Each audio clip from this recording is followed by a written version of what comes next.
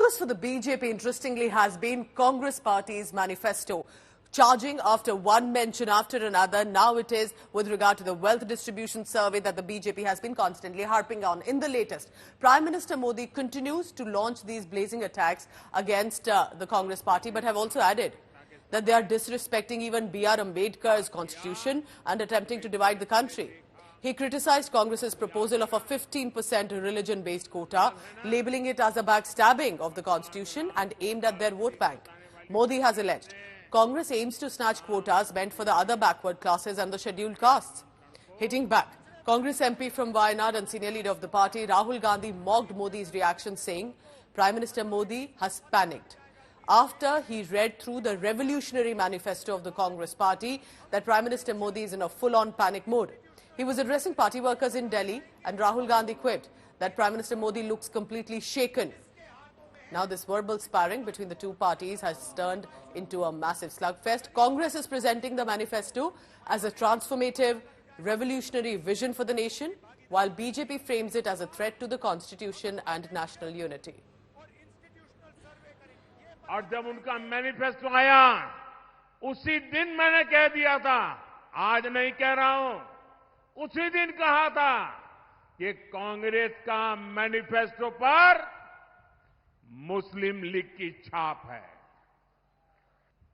बाबा साहब आंबेडकर के नेतृत्व में ये तय किया गया था कि भारत में धर्म के आधार पर आरक्षण नहीं होगा। आरक्षण होगा तो मेरे दलित भाई बहनों के लिए होगा, मेरे आदिवासी भाई बहनों के लिए होगा, लेकिन धर्म के नाम पर आरक्षण नहीं होगा। लेकिन वोट बैंक की भूखी कांग्रेस ने कभी इन महापुरुषों की बातों की परवाह नहीं की। नरेंद्र मोदी को देखिए, जैसे ही मैंने एक्सरे का शब्द प्रयोग किया, मैंने सिर्फ यह कहा कि टेस्ट करते हैं अन्याय कितना है। सारे के सारे खड़े हो गए। देश को तोड़ने की कोशिश हो रही है, देश को बांटने की कोशिश हो रही है। एक्सरे से क्या बटेगा, कैसे बटेगा? एक्सरे से सिर्फ 90% को यह पता लगेगा कि उनकी भागीदारी कितनी है। अब सारे के सारे देशभक्तों को यह अच्छा लगना चाहिए।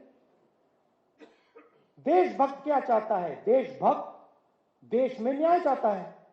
अगर आप सुपर पावर बनना चाहते हो, चाइना से मुकाबला करना चाहते हो, तो 90% शक्ति का प्रयोग तो करना पड़ेगा। अगर आप 90% की शक्ति का प्रयोग ही नहीं करोगे तो कैसे बनोगे? How can there is a constitution and constitution never allows to do this, and we are not we don't have any intention. Why you are putting his ideas in our mouth? Why you are propagating? He is just for votes. He is playing all this game. You take it from me, and you should also realize. सुना कि मदन कौशिक जी जो है हमारे manifesto पर बात कर रहे हैं। मुझे मदन कौशिक जी से कोई पूछ ले कि कभी उन्होंने अपना मैनिफेस्टो भी पढ़ा?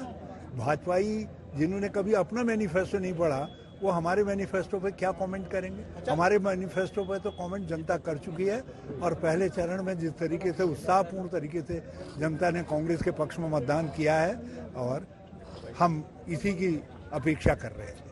लगातार बिल्कुल नहीं, वो मेरे को तो ये समझ में नहीं आ रहा कि वो लोगों की संपत्तियों की जांच क्यों करवाना चाहते हैं। इससे उनकी क्या मानसिकता है?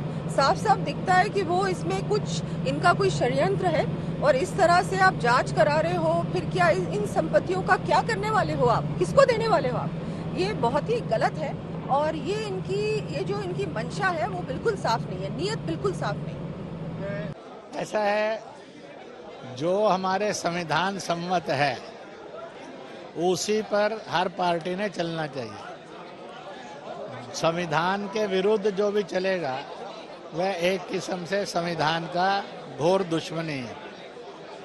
और इसलिए जो पार्टियां संविधान के विपरीत जाकर कुछ करने की बात सोचते हैं, इसका मतलब है कि वो संविधान में विश्वास नहीं करते। तो आपने मेरे से प्रश्न पूछा, उस प्रश्न में ये पक्का हो गया कि वो पार्टी संविधान को ना मानने की बात कह रहे हैं। उसके ऊपर हमारा कोई टिप्पणी नहीं है।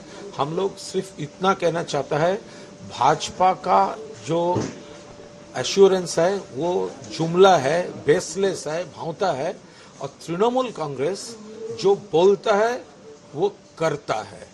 तो तृणमूल कांग्रेस का इस्तेहार ही देश में सबसे बड़ा इस्तेहार with credibility, that is from Trinamool Congress. So I'm now going to bring in this telecast Ashutosh Mishra, who's been tracking about what's been happening on the ground as well. Ashutosh, good morning. 89 constituencies, 13 states. Do you think this showdown that we've seen change from after the first phase possibly could have an impact on the ground as well? Prime Minister Modi has gone all guns blazing against Congress party. You know, Pooja, the biggest concern, the apprehension could be the longest weekend. So far, everyone almost has been saying that this is totally a spiritless election. And when political parties are concerned, they always try to build some or other narrative to bring at least your consolidated voters. So the biggest challenge will be whether those voters will turn out, as already we have seen the first phase of polling. The voter percentage was quite reduced. And looking at the heat temperature, heat wave alerts and the longest weekend, if they're at all able to pull out those voters. That's point number one. The point number two is on the agenda, because sometimes your cadre worker feel if there is a momentum or a wave, so then voter come out either to make sure the party that they support win, or they make sure the party they oppose should lose. So in that given contest, this was quite second phase. We have seen as far as narrative is concerned, very aggressive campaign.